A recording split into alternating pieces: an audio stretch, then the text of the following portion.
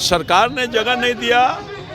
Middle high school का जगह था, पहले से आवंटित नहीं किया, मगर हम लोगों ने मनाया, सड़क पर मनाया। बिल्कुल आदर्श पर चलना है, चलते रहेंगे, क्योंकि हमारी सरकार के आदरणीय मोदी जी ने कर्पूरी जी के सपनों को साकार करने का हर संभव प्रयास किया है। पिछड़ा, दलित, शोषित, पीड़ित लोगों का भाव हो वही पार्टी कर सकती है। भारतीय जनता पार्टी और मोदी जी में ये भाव है, उन्होंने करके दिखाने का काम किया। जिनके गोद में बैठे हुए हैं, कांग्रेस पार्टी की सरकार थी, देवे गौड़ा जी की सरकार थी, गुजराल जी की सरकार थी, तो उस समय कहे नहीं पूरा हो सका था। ये लोग कर्पूरी जी को मानने वाले लोग नहीं थे, ये सब नकली लोग हैं।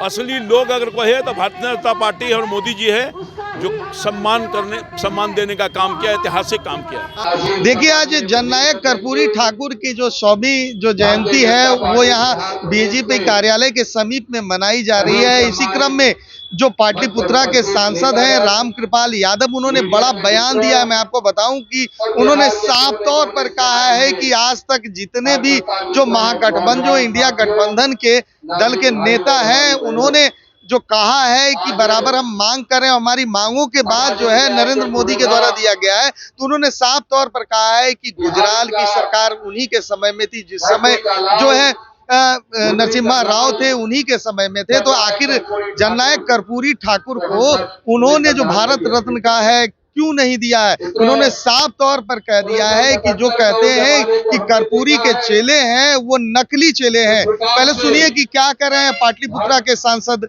रामकृपाल यादव। सर, कर्पूरी जी की जयंती जन्म शताब्दी समारोह मनाई जा रही है, वो भी आपके द्वारा सड़कों पर। तो सरकार ने जगह नहीं दिया।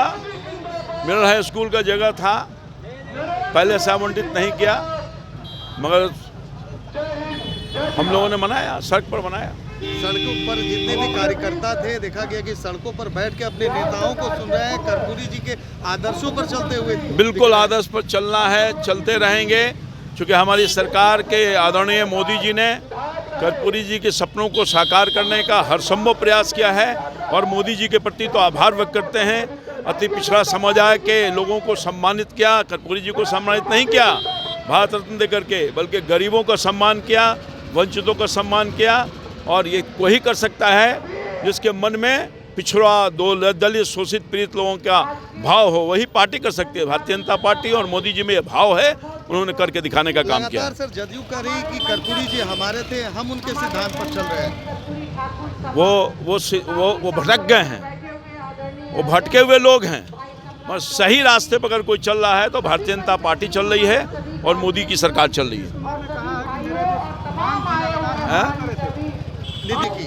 उन लोगों ने मांग की थी तो काहे नहीं पूरा करवा लिए थे पहले, 10 साल पहले।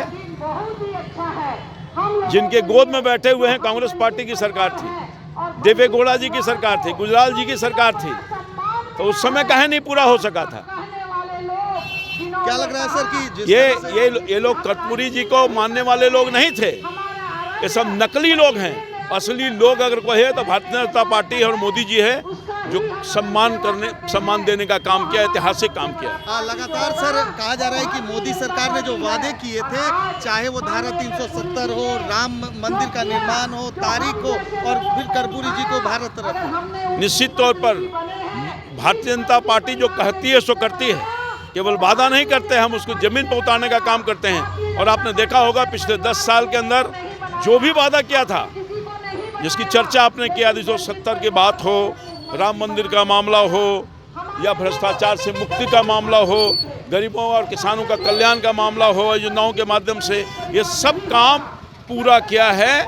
और मैं समझता हूं कि आगे भी निश्चित तौर पर देश की जनता को मोदी की सरकार पर भरोसा है, मोदी पर भरोसा है, भाजपा पर भरोसा है, आगे भी और काम करेगी और विकसित राष्ट्र बनाने का जो निर्णय लिया है वो करके दिखाएंगे लोगों के सहयोग।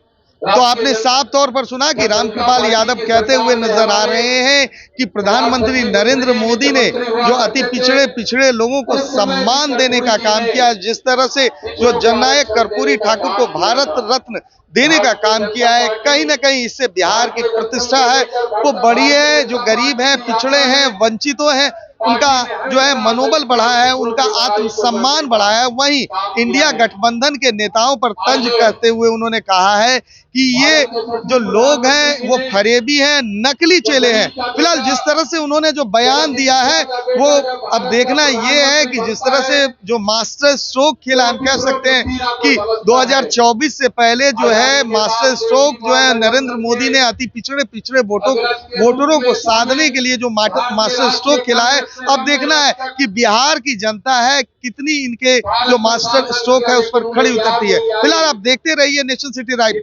धन्यवाद।